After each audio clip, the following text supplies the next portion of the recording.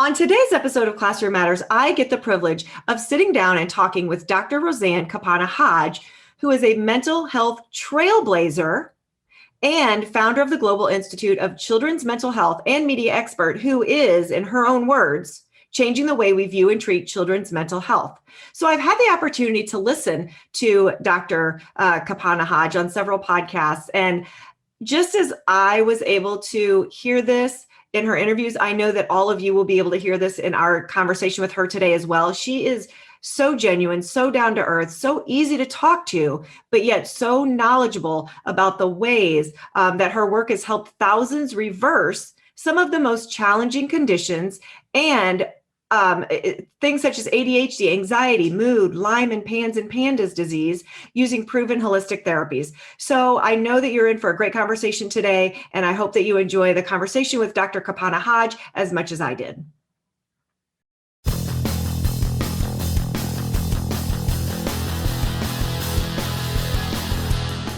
So I have to tell you, I'm so excited to have you here because, one, I think that what you're doing, I've listened to tons of your podcasts, read tons of stuff that you've done.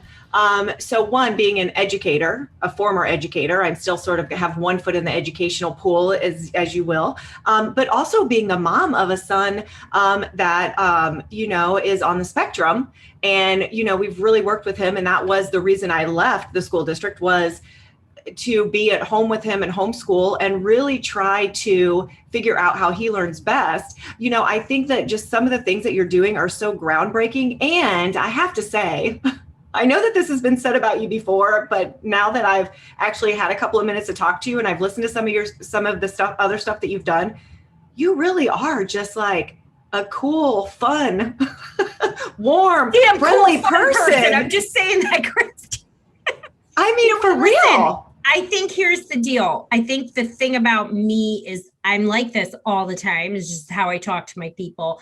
But also, the people I work with are in such distress. I don't need to have a stick up my ass to help them. You know what I mean? And I don't need to talk like, I got a doctorate early. You know what I mean? Like everybody knows.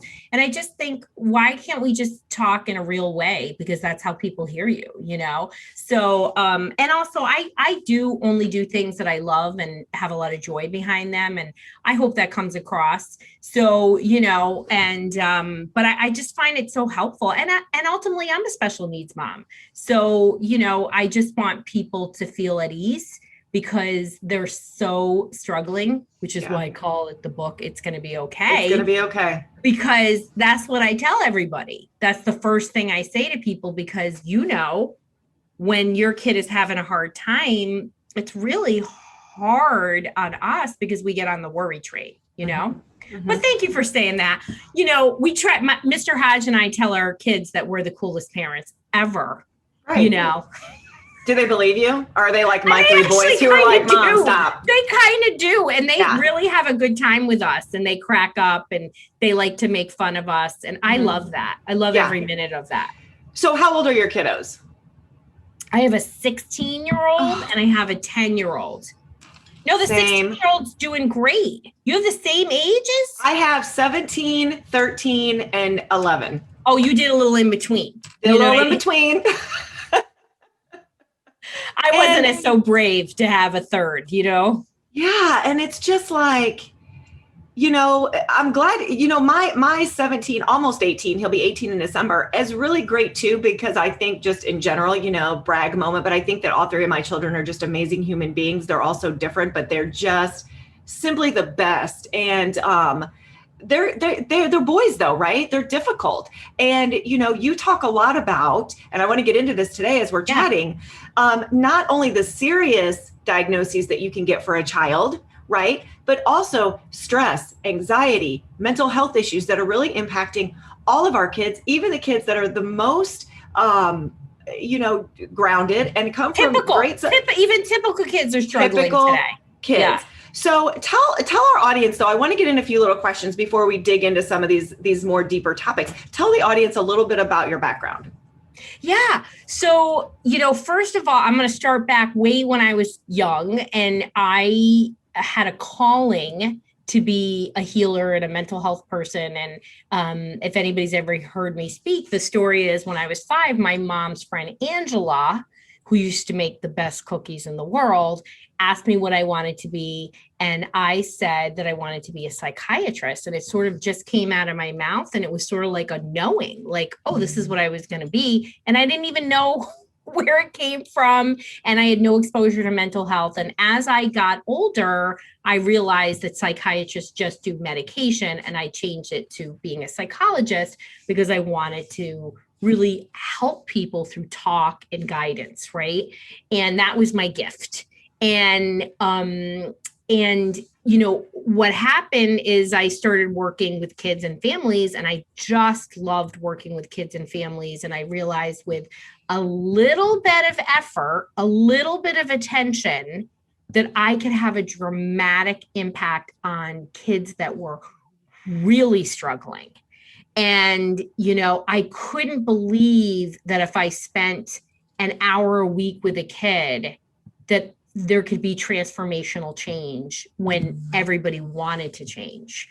As I was practicing, Christy, when I realized that kids were struggling and the complexity, you know, this is 30 years ago, the complexities were starting to get more and more and more. And I sort of just became known as the person when your kid isn't getting better and everything isn't working, which basically still is the same 2 solutions we have today, which is talk therapy and medication. And back then it was therapy first, then medication. Now it's medication and then therapy, which is a shame.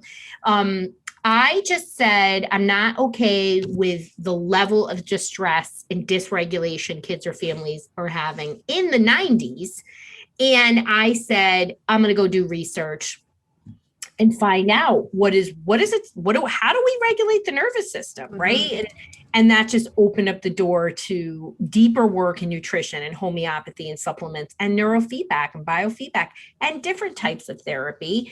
And that really has been my path. And I just have gone deeper and the complexities of children and family, the layers have gotten more and more and more. And kids with clinical issues are increasing at astronomical rates. And no, we're not doing a better job diagnosing. I think we're doing a terrible job diagnosing. There is changes that is going on in our society and the biology of children. And we do have more kids with clinical issues. Mm-hmm. So I know you deal with a lot of different clinical issues. Yeah. What are some of the main ones that you're seeing like really kind of come to the surface over the last couple of years? Well, my true specialties are ADHD and executive functioning issues, which attention is different and a component of executive functioning. So I don't necessarily have to have a clinical issue. That it doesn't have to be diagnosed as ADHD. There's like this separate category. I do a lot with autism. I do a lot with anxiety. OCD is a big specialty of mine, which is not as typical as a lot of providers. And then I do PANDAS Lyme disease. And then I have this whole separate category of failure to launch teens and young adults. And they typically have one or more of the conditions I previously stated.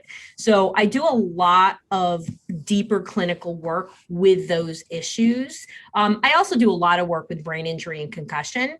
And that could be birth trauma too, just because I do neurofeedback and it's such an effective way to remedy those issues that come with head injuries and birth traumas. Because so many of these kids can have birth traumas and parents don't think I had a difficult birth. Oh, my kid had a cone-shaped head. Oh, he had the cord wrap around his neck. Oh, and they always say to me, well, wouldn't the doctor have told me that I was going to have problems? And I'm like, no, because you would have sued them, and then they were like, my kid was always difficult. My kid was, what does that mean? It means they didn't sleep. They were colicky. They had gastrointestinal, they were difficult to parent, and for those of us that have multiple kids, I have 2 kids. One is a really easy kid to parent. And the other kid, was put on this earth to humble me. And, would say things, he's 16 now. And so he would say things at like 12 and 13, like everybody thinks Dr. Roseann is so great. I'm going to tell them they're not. And I'd be like, well, let's get on Facebook Live and talk about it. And he'd be like, I hate you, you know? Right. So, you know, and, you know, these are normal things, you know, that happen to us all. And sometimes when our kids have clinical issues, which my 16-year-old does and did it much more due to having Lyme disease and PANDAS, you know, these can be incredibly hard kids to parent. And we become so exhausted, and that exhaustion leads to fear. It sucks our hope and our belief. And we feel stuck, you know, and then we keep doing these same ineffective things because that's what's suggested to us. We'll try this other med. We'll try this other talk therapist, you know, and that's not what the research shows us to be effective in treating these kinds of clinical issues. So at some point, all of these children that we're talking about that are struggling or dealing or diagnosed with, whether it is, you know, a mental issue, a clinical issue, whatever it might be, at some point they are in the public school system. And for the educators that are listening, you know, our audience is mostly educators, but, you know, we do have quite a few homeschool families as well. And that's a whole nother, you know, probably could be a whole different podcast about homeschooling we could talk a child. about that too, my gosh. Let me tell you, my oldest one is homeschooled and my youngest is not. So we can do that. And that's pre-pandemic, people. Oh my gosh. I mean? And I can tell you, I can debunk the myth right now. You know, I was a school teacher for 10 years, a building administrator for 10 years, sat through every special ed IEP meeting for 10 years, worked with special needs children and teachers. It is so different when you are at home, no matter how much background you have in that. And, you know, because I left the education system and came home to homeschool my youngest son, who was autistic in the end of kindergarten, and I was lost. Clueless, lost, you know, struggling, stressed, frustrated, didn't know what to do. So it took me some years to get my feet, you know, really grounded with him to figure out how to best help my child. So just because you have an educational background really doesn't necessarily mean that you're going to have the tools to homeschool a child or to educate a child in the way that they're best educated. So it really does take a team of people to work together to do what's best for kids. But so back to my original question, at some point, these kids end up in the public school system or a private school. So, you know, some educational environment. How do we transfer, you know, what we're doing with children that might be working or not working into that educational system? And how difficult is that for teachers? Well, so first of all, I'm a certified school psychologist, and I spent 20 something years. I just stopped in 2019 doing psychoed neuropsych evaluations, sometimes hired by parents, sometimes hired as an independent evaluator. And so I have worked in schools. I've been on both sides. I understand it. IEP meetings are sometimes I'd rather get my wisdom teeth taken out than go to an IEP meeting. And I've seen some beautiful meetings, and I've seen meetings that I feel embarrassed for the teen. You know, like, I can't believe people act like that. And I am a bulldog in a meeting. Like, when it goes down, it goes down. And I am not afraid to advocate for kids, which is part of why I had to end it, because basically I became the person that everybody hired when they wanted an outplacement. And I don't believe outplacement is really the resolution for everything. I think schools can do a beautiful job. So what is the answer? This is not as easy of an answer. We put so much on schools. We want them to train parents. We want them to be teachers. We want them to do social emotional. We want them to do everything, right? And they're supposed to learn, right? And so there's a disconnect. And I think when we back up and really look at things, we are not educating parents. We are not educating medical providers. We are not educating therapists appropriately. And for me, you know, I always say nerdy, brainy stuff with Dr. Rowe. Everything starts with neuroscience, okay? We have to look at what the research says. And, you know, things like Common Core flew into the school system with such poor research to substantiate its ability to support our struggling learners, and yet it's still there to some degree, right? And it's like a nightmare. And I think most teachers will, there's just so many bad things that are happening educationally, including most, high schools not really doing direct teaching, and they're doing peer teaching.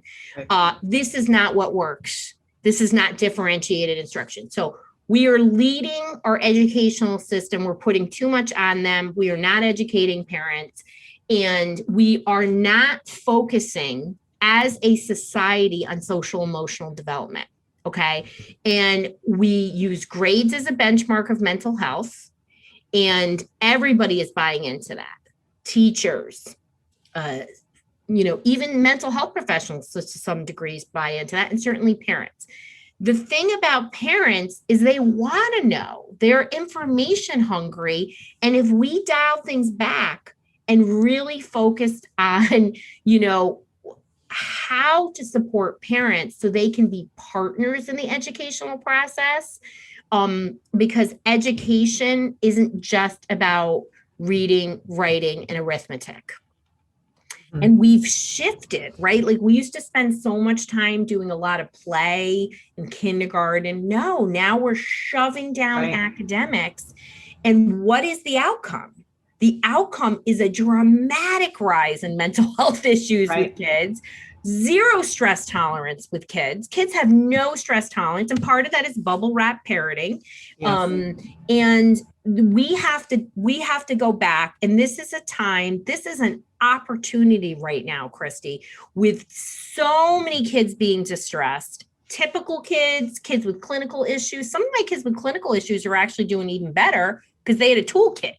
They knew how to, okay, this is my body feels stressed. I do this. Well, we have so many kids and families showing distress for the first time, right? So we're going to go back to 5 days a week.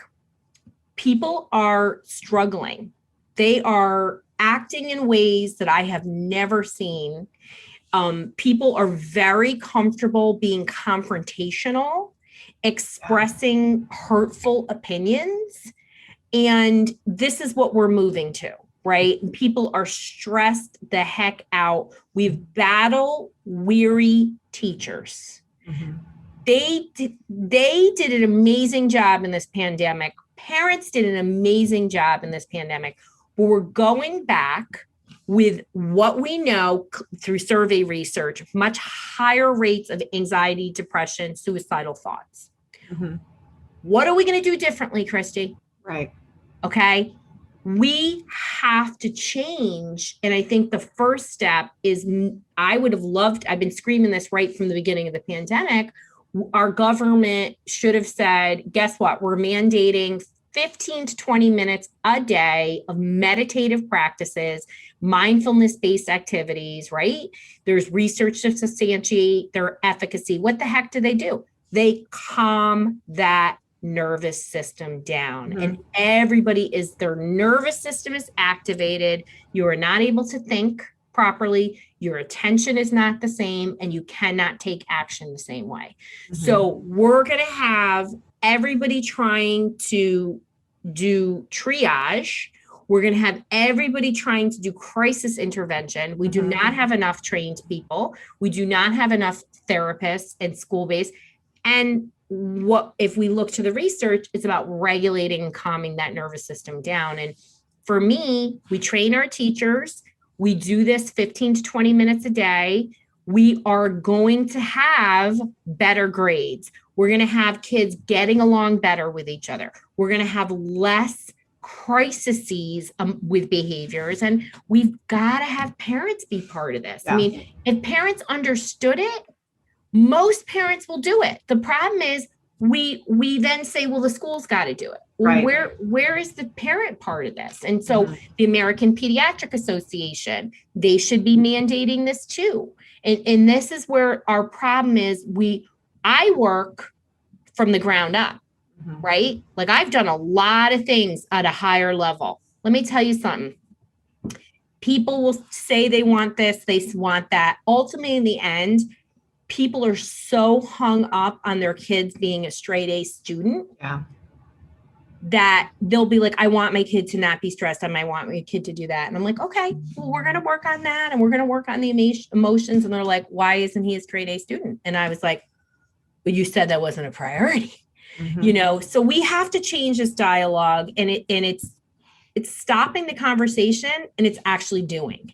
Yeah. So we got to use what the research says, regulate that nervous system so that people can actually do things differently, think, attend, take action differently. And that is what absolutely has to happen. We're the next few years, I'm going to have potty mouth. It's going to be bad. It's going to be bad. And we're going to just see a continued rise in serious mental health problems. And I think a lot of parents, a lot of these teachers, they're all like, holy cow, I'm seeing kids and I'm shocked are showing distress.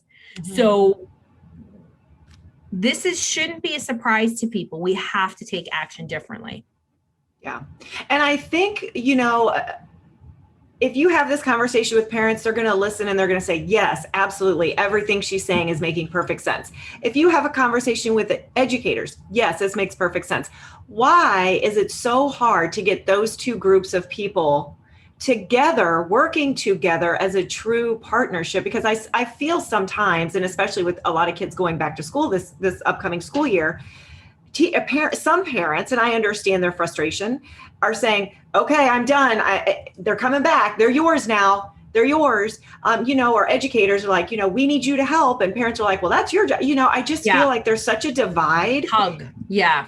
And I don't understand why that is. What is your thought process on that? Or what is your opinion on why is there such a divide between parents and teachers, although they probably would agree on most things when it comes to their kid? Yeah. I think that, we have a systemic issue, right? So absolutely. We want to push things back on teachers and, parents. I have people all the time who are highly degreed, doing all these things, but we don't train them to be parents. Mm-hmm. Okay. So we have to help them. I approach everything by teaching everybody of every age about the brain and neuroscience. And when I do that, it takes you're a bad parent out, and we explain things from learning. I think right out of the gate, we are not educating families enough. And often it becomes, well, they need early intervention, right? Oh, they need this. We're not creating these dialogues right from birth, right? And, what's the number one way we learn to parent is how our parents parented us. Mm-hmm. And every time we parent, we have to evolve because generationally things happen. And it doesn't mean your parents were bad parents. It just means that what they did in the 70s and 80s is not 100% going to cover you for 2021. And so you have to take what you know. Hopefully you got some great parenting. And even if your parents literally were awful human beings, there will be moments of things that okay, this is what should happen. And then you have to deal with your baggage. So how does that happen, right? So the first few years of life, right, you're getting influenced by your family, you're getting influenced by your one point of contact, which is your pediatrician. And pediatricians, God love them, they're overloaded too, right? But what if we really gave great information right out of the gate? So autism is a great example of the absolute abysmal failure of the American Pediatric Association.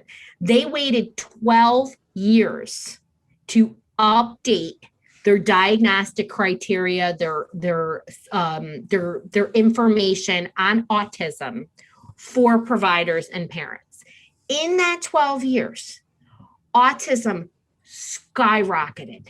It went through the roof. Like, I can't even remember the actual number. It was like, it was way more than 400%. It was some astronomical amount that had increased.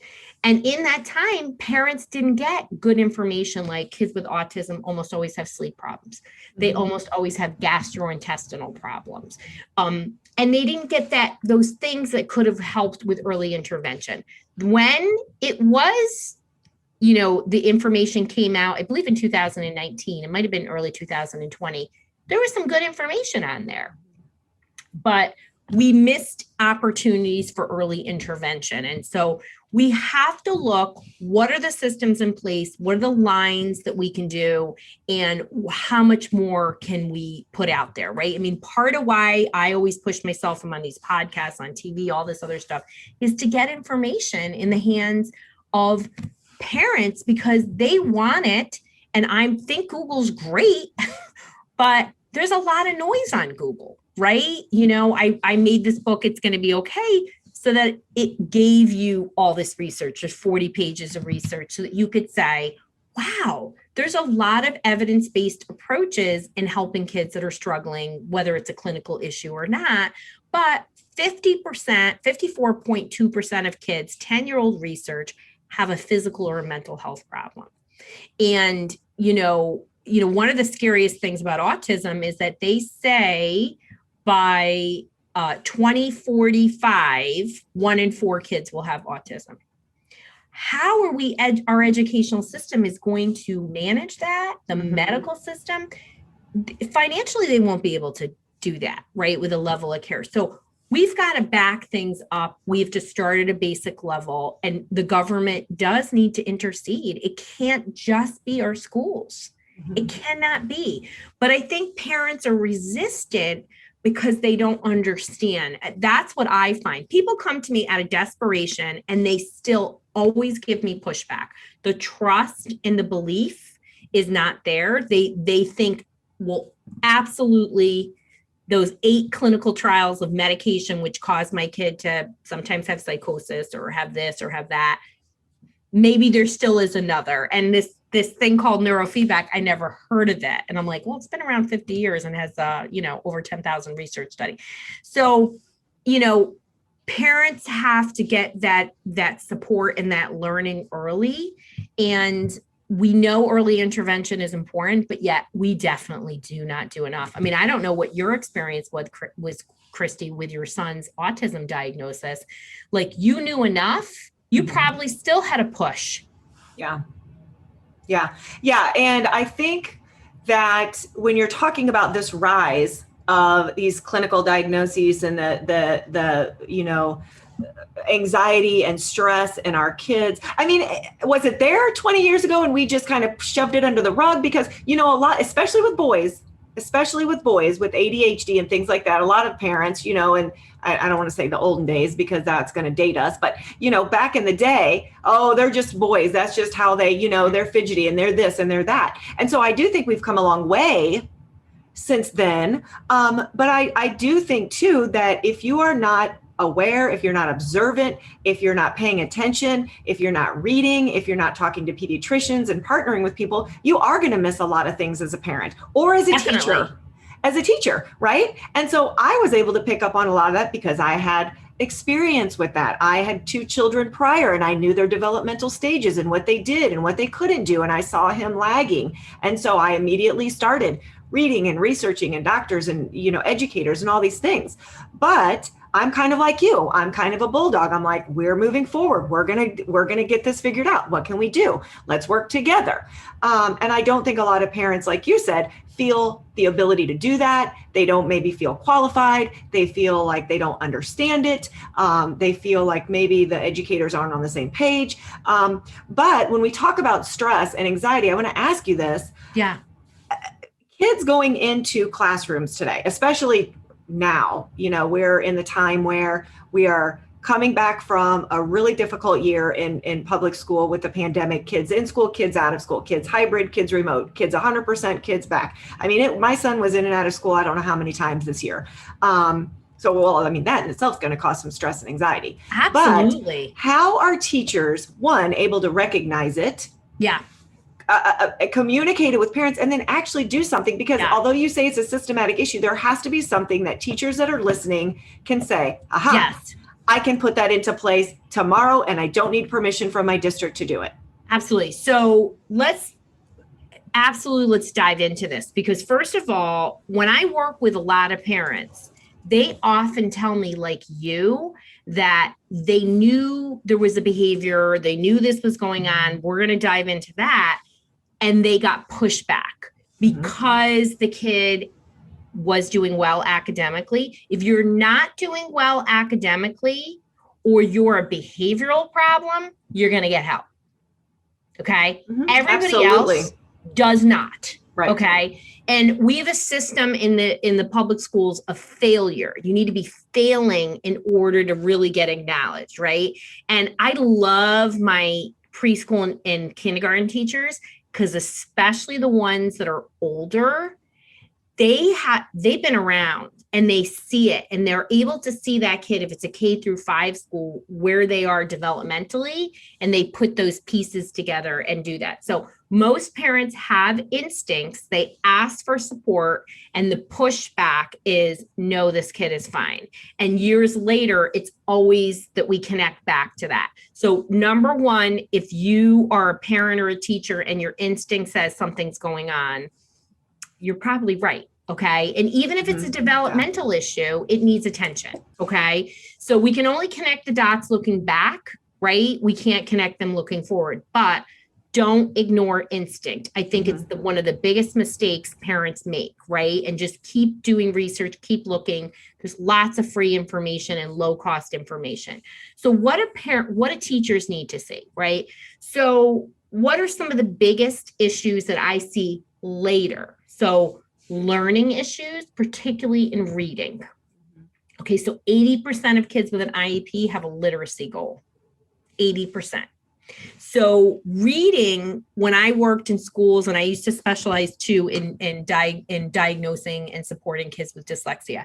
And so it's such a common issue that's misunderstood. Dyslexia is the number one common characteristic of millionaires. 40% of all US businesses are owned by dyslexic. These are bright, creative kids that can be hard to see. So these are kids that memorize information, but the phonics is not there. If your child or a child has a problem in phonics and they are getting appropriate instruction, there is a problem, people. If the kid is getting summer help between kindergarten and first grade, or between first and second grade, I'm telling you that kid's a dyslexic. Okay. So let's not try to sugarcoat it. Let's get them intervention early. Let's not wait till third grade. So third grade is when you switch from learning to read to reading to learn. And this is when we do that. So there's a lot of misinformation. People will say to me in schools, oh, we wait until third grade. You can't diagnose it. I could diagnose a 4.5-year-old, people. It's pretty easy to see. And if we know that there's dyslexia in the families, it's one of the most inherited conditions. Let's identify it, get these kids support. And what is the number one way to remediate dyslexia? It is an Orton Gillingham, Wilson. Orton is the mother. It's teaching through kinesthetics. So number one, we see reading lags and phonics based. There is a problem. Okay. And they need a different way to read. So let's get these kids intervention. So the next thing that is one of the biggest things that is missed is anxiety. Okay. So kids are showing signs of anxiety. How does it show up? It might be frequent urination in the classroom. It might be a constant need for reassurance. Mrs. Smith, is this right? And you know that this kid is a capable kid, and they're constantly reassuring. Reassuring questions for both asking of teachers and parents is something we behaviorally fall in a habit of supporting. It is a huge red flag for internal rumblings of anxiety or even OCD. Right? So does the kid go to the nurse a lot? Is there belly aches? Is there bowel issues? Gastrointestinal is one of the biggest signs. If the kid is acting out in the class, like they're anxious and they snap at people, you're going to be like, something's going on here behaviorally. That's that. The other thing is autism is missed every day, every day. I would do observations in classrooms, and I literally was floored by I had one incident where the special ed director did the observation with me, and we saw the same observation. She completely misinterpreted, did not understand. Her absolute ignorance about autism was shocking to me. So it was a 22-minute observation at recess. The girl, 14 interactions, attempts to interact and join play. 14 attempts in 22 minutes. Okay. She could not have sustained play. So one of the number one myth about autism is that kids don't want to play. Mm-hmm. So they say, well, she's attempting. It's sustained relationships. It's reciprocal conversations that kids break down. Okay. So that is autism. That is real world autism for kids that are, we call them higher functioning.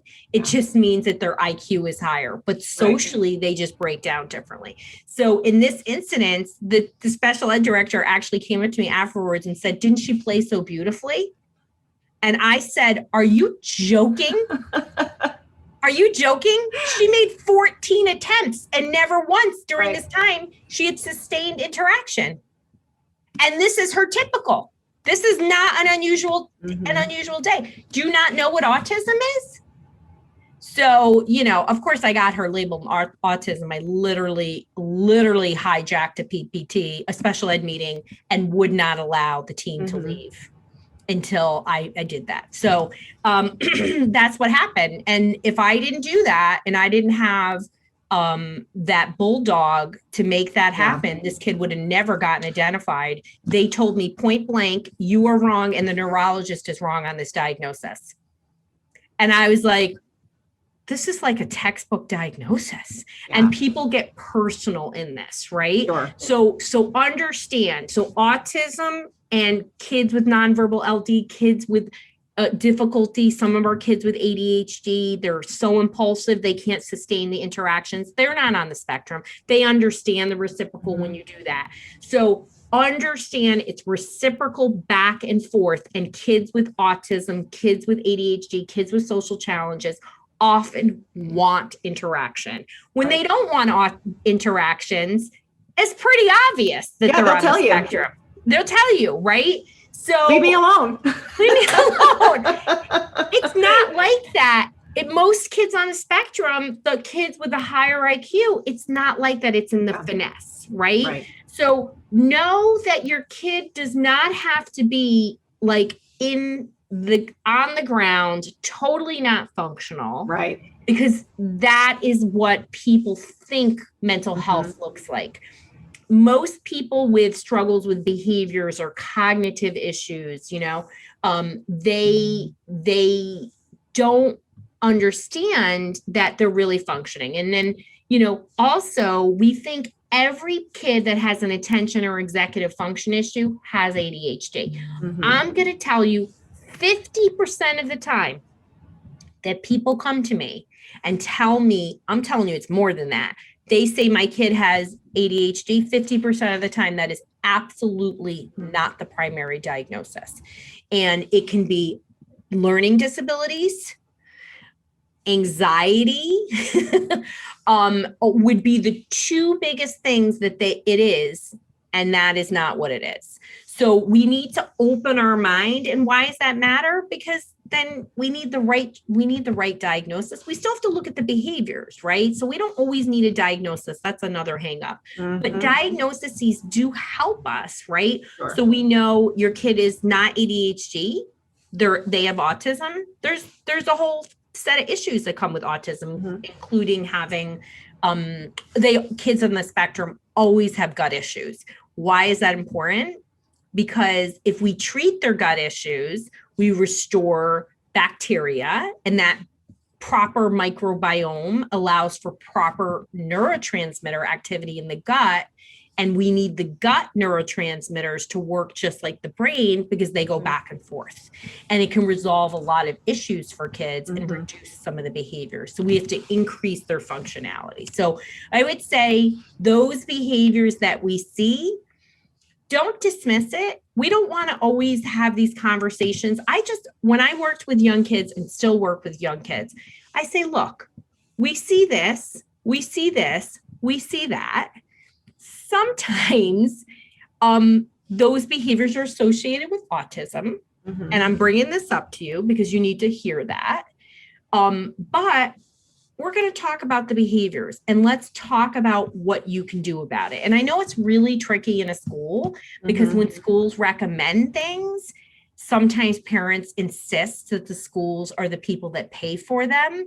But I think opening up a door early is so helpful. I promise you that parent knows something's going on. I mean, I've never had a parent be shocked. Right. Right? Yeah. And I would think that in most times you would be thrilled to have a teacher that you have a good relationship, that cares about your child, call you or communicate with you and say, look, I know you probably already know this. I know you may be doing this or maybe you haven't. I just want to share and communicate because I care about your child. I want what's best for them and I want to pick up things early. These are some things I'm observing. I don't know if you're seeing some of the same things, but if you are, and then there's that conversation, you've opened the door instead of just saying, oh, well, because, there's that rule that, and I don't know if it's still like that currently in public schools where a parent has to, officially request, their child be observed or tested or whatever. I know it was like that in some school districts. And a lot of times teachers are like, well, the parents haven't said anything. So, until they officially request, well, that kind of goes back to, we've got to work together because you're seeing your children. I'm with your children all day. Yeah. If you're, a good teacher, you have a relationship with the child, the child. And so it's just, and those are some really great takeaways, I think, for our educators that are listening that are going to be going back into the classrooms, whether it's, tomorrow or at the beginning of the school year, to say, okay, here's what she said. I need to be more observant. I need to open those doors to communication. I need to be looking. And break down behaviors. That's what you said. Like you have to, even if we never have to say a diagnosis, we can say, you know what, Mr. and Mrs. whatever Suarez, I see that Becky is asking me a lot of questions. She feels unsure of herself. And I want to bring this to your attention. Are you seeing this at home? Because I really want her to feel secure. And then, can you have a tip sheet, right? Like my book, I actually have a therapist book called Teletherapy Toolkit, and it has 24 info sheets for teachers or therapists to give, like, oh, here's information about attention. Here's information about that. And then things you can do. So we need to give parents information and we then need to give them direction. So for me, the number one thing a teacher can do, regardless of if it's any clinical issue, is you've got to teach them about, hey, listen, we got to regulate that nervous system and we got to get it to calm down. We need to get it into this relaxed state so your child can learn, they can attend, they can take action, because the brain can't do that. So my top tips are this: it's breath work, it's prayer, it's yoga. Are these things you do? Yes. No. Okay. Here's some info. Do you think you could do this 10 minutes a day? Okay. Let's see how this impacts them. And it's about educating. And maybe this is a novel thing for educators. I think everyone always thinks it's this big thing. Yeah, people come to me for neurofeedback. I work with people all over the world. I send them the equipment and they work with me remotely. Sometimes the clinical issue is so great, we have to do that. But there's so much we can do before that. And it doesn't have to be 3 hours a day. It literally, the bare minimum is 10 minutes. I don't care who you are and what you do and how many kids you have. You can do this 10 minutes for yourself, and you can do this with your kids, whether you want to do that. And that's the other part of this. We as parents need to take care of ourselves. Parents are not taking care of themselves. I get it. I've been there. I've gone down. I've done that before, and it doesn't serve you. It's not going to help you. But we need to teach parents that there are things they can do, and it doesn't always have to be a therapist or a doctor. Right. Sometimes it needs to be. But we have an opportunity across the developmental spectrum, and we need to have parents hear us, and we break things down by behavior. We also say this is not purposeful. You always got to say that to a parent. Parents think, they hear the word behavior and they think kids are doing this on purpose. Right. What I always say, this is their nervous system acting this way. And it just changes the conversation. Parents get less defensive. I hope you feel this way. It is very rare, Christy, in all of my clinical experience that I have had a parent tell me, when I broached a subject as a school person, as a professional that parents are hiring me on the outside, that they say, that's hogwash, Roseann. This behavior isn't there. They're like, thank God you're acknowledging it. Yeah. Yeah. Yeah, of course. Yeah. And then they say, what are we going to do? Right. How can we help? Yeah. And I think it's so funny that you bring up like and it is kind of the squeaky wheel gets the grease, right? My son was in kindergarten and he was quiet. There were no behaviors. He kept to himself, and a whole year went by where he just sort of flew under the radar, and he was doing fine in his studies. Studies, as much studying as you do in kindergarten. And so it wasn't like in your face, behaviors and all this, attention seeking stuff. So I love the fact that you have all of these resources. And that's kind of what I was thinking about when you were talking about your toolkit and your newest book, It's Going to Be Okay, and all the other resources that you have out there.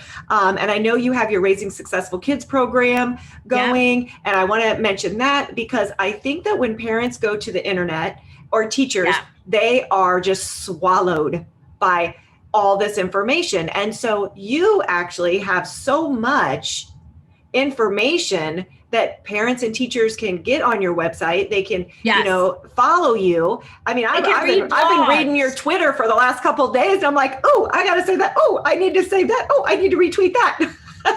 I'm so glad. Yeah. So, I mean, I think it's so important that folks know how to access your resources, because when you find someone that is so caring, that is so knowledgeable, that is so genuine, and I have absolutely no doubt that if someone reached out to you and said, I'm desperate, I don't know how to help my child, you are in it to help them sincerely. Absolutely. And that's so hard to find when you just do a Google search. Yeah, it is.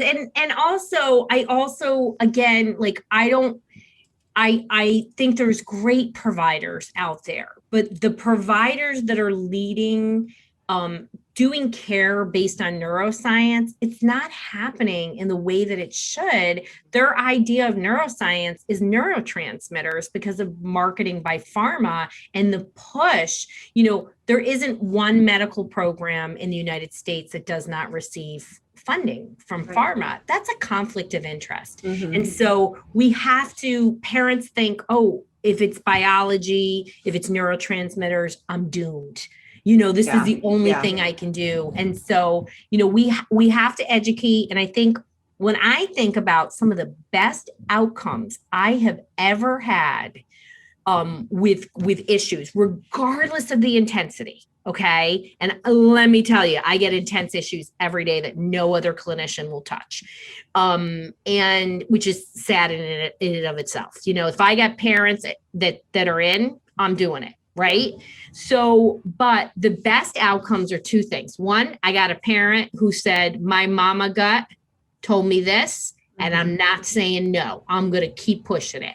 The other outcome is I had an elementary school teacher or a teacher that was older, right? In an older grade, really have a heart-to-heart, lovey conversation with a parent, and the parent really heard it. And what we have to say to parents is like, just like you said, are you seeing these behaviors? And really let parents know, I'm all about solutions for struggling kids. And this is not a message that is getting out there. We talk about what the issues are, which I do, but I'm like, guess what? This is what you're going to do about it. Yeah. And you have a lot of power. I think we always want to empower parents. And when we say to parents, There's one source, which teachers, in the United States are not allowed to recommend medication, right? Mm-hmm. But they say you should talk to your physician, right? Mm-hmm. Instead, you can say, why don't you read this book? Here's somebody I follow, whoever that is. Maybe it's me, maybe it's somebody else. I don't know. And get on these podcasts. I mean, to me, podcasts are transformative for families. Like, people are going to listen to this podcast and they're going to be like, holy cow, I have never heard somebody say these things before. Well, guess what? Share it with 5 of your friends.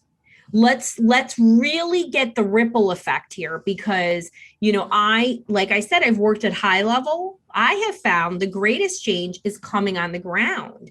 And when we really share information, this is how we create change. And parents are hurting in a way that I have never, ever seen. And when you said, was it like this? This is my 30th year in mental health, Christy. Okay. And I drink a lot of water and take good care of my skin. And it's like, you look pretty good. Thank you. You must have started when you were 7. And I'm not super skinny. So that means you have some fat in your face to fill in the lines. But what happens is, I'm only joking, but drink a lot of water for a lot of reasons. Yes, and no sun.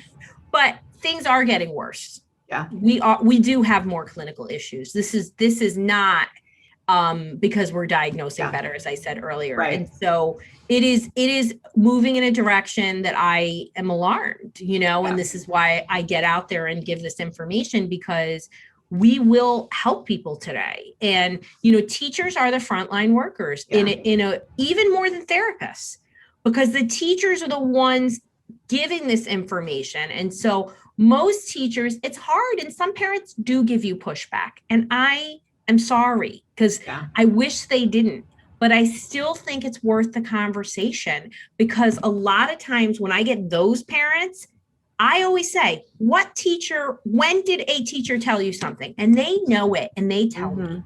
Yeah. So if that doesn't happen, that can even further delays, right? So we know that it takes 11 years, according to NAMI 2019, 11 years from the onset of a problem before somebody gets appropriate help on average. And I'm going to tell you that is 100% an accurate statistic. Sad, but accurate. So I think, recognize clinical issues. 54.2% of kids in America, 10-year-old research, have a physical or mental health problem. You are frontline workers. Open the door. And when we can get in there earlier, these don't have to become clinical issues. These can be rectified. And we have to give parents the tools so they can do the work, that it can't always fall back on you, the teacher. Right. But you often are that person with eyes on them. And what I always like to say to parents, you may not be seeing the same issues, right? Or you will see the issues at this developmental period. And why do we see it at school? Because we're putting a lot of demands in those weaker areas, executive functioning, patience. Yeah. Learning, attention, and that's where we really start to see it. Yeah. Yeah. And I think we've all seen a time now that sometimes, and maybe going into the future, your child may not be with the teacher all day. They may be at home, like we've seen in the last 9 months. So it's even more important for parents to really take that first step and be on the front line with the teacher, because you never know. I mean, we could all be back home again in 6 months and your kids are all learning from home and they're not even with the teacher during the day. So for sure. My favorite meme, Christy, in all of the pandemic was John Amos from Good Times. I don't know if you saw this. And it said, the teacher wasn't the effing problem. Right. It was his realization that, wait, the teacher had been telling me something was going on. I thought it was the teacher, but now my kid is home and I get to see that they need me to repeat this 3 times. I get to see that they never finished their work. I get to see that they're really pretty snappish. And the teacher had been telling me this. And I was like, well, I don't see it. We have to honor what our teachers tell us. Yeah. Right. Because it's a different environment. And I think you have to, I think one of the biggest things, like I talk, I explain the brain to everybody, whether you're 2 or 87, that's what I do. But I also always start from square one. I think sometimes we assume this person in front of me is a lawyer or a doctor, and I don't have to explain the basics. So what are the basics? Why behavior shows up, why it shows up in a different environment. I think a lot of times we need to connect the dots for our parents who may be defensive. And the defensiveness, as we all know, comes out of fear. Mm-hmm. Yeah. You know, who the hell wants? I didn't think I was going to have 2 special needs kids. Right. It happens. It's what happens, right? Mm-hmm. And we got to meet our kids where we're at. And I always empower parents to say, you got this. You can do this. And these are the things you need to do. And I would, again, if you're not comfortable, recommend, you can say, read this book. Mm-hmm. You know, you've got a really angry kid, you know, have them read Ross Greene's book. You know, you have a kid, or you have somebody early in the journey. You know, my kid is, you know, my book is for every stage, whether you're 25, you got to, you know, you're a college professor and you're working with kids that are not launching. You know, there's a resource, but you're listening here because you want to do right by your students. And so doing right by your students is psychoeducation for the parents. Yeah. So where can we find you? Where can our listeners find you and all of your great resources? Yeah. Well, I'm Dr. Roseann everywhere. So that's DRROSEANN, and that's .com. That's where my hub that has a lot of information. And then I'm Dr. Roseann on Instagram, Twitter, TikTok, and then Dr. Roseann Capanna-Hodge on Facebook. And YouTube, I'm Dr. Roseann too. So that's where, and you can get my books, It's Gonna Be Okay. You can go to the website, or you can go to It's Gonna Be Okay, or you can search It's Gonna Be Okay, Dr. Roseann on Amazon, and you get the book there. Well, thank you so much. This has just been so informational, enlightening, fun. So I really, truly appreciate you taking time out of your busy schedule to be on the show with us today. Well, thank you for having this conversation. I know that it's going to have a ripple effect in a positive way. And for all the teachers that are out there, I just want to commend you for like the amazing job, and the homeschooling parents and regular schooling parents. You know, this has been a hard year, and I think everybody needs a Purple Heart. Well, thank you everyone for listening. And this is Christy Houle signing off for this episode of Classroom Matters.